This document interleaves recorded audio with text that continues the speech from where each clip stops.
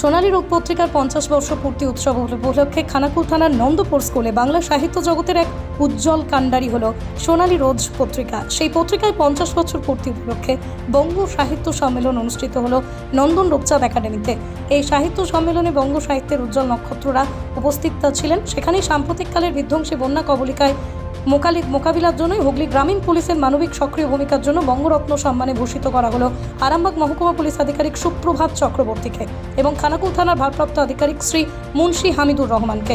সাহিত্য জগতের বিরল ব্যক্তিত্বরাও এদিন এই পুলিশের ভূমিকা নিয়ে আপ্লুত এবং মানবিক ভূমিকার ব্যক্তিরা আগামী দিনে ভবিষ্যতে যাতে সুদূর প্রসারী কাজ করতে পারেন সেই বক্তব্য উঠে এলো এদিনের এই আলোচনা সভায়।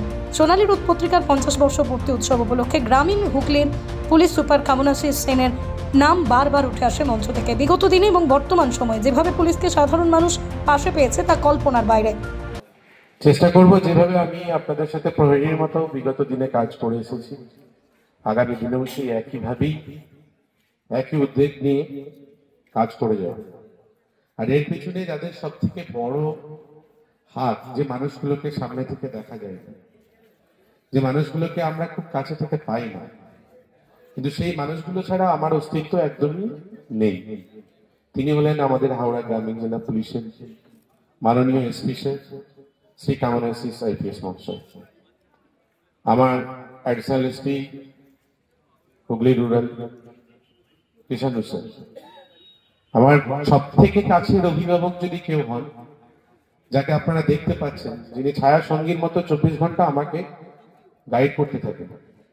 24 ঘন্টাই, মানে ওনার টাইম থাকে না, আমি কোনো হেজিটেশন ফিল না করে ওনাকে যখন খুশি ফোন করি, স্যার এই সমস্যায় পড়েছি, কি করবো।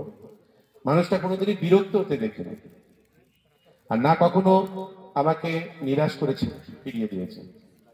প্রতি মুহূর্তে উনি আমাকে ইন্সপায়ার করেন যে আমরা পুলিশ, এটা যেমন সত্য, সেখানে যেমন পুলিশের সম্পর্কে সাধারণ মানুষের একটা ধারণা আছে, পুলিশ মানে চোর ডাকাত, বেআইনি কাজ, আইন অমান্যকারীদের শাস্তি দেবে, ইত্যাদি ইত্যাদি।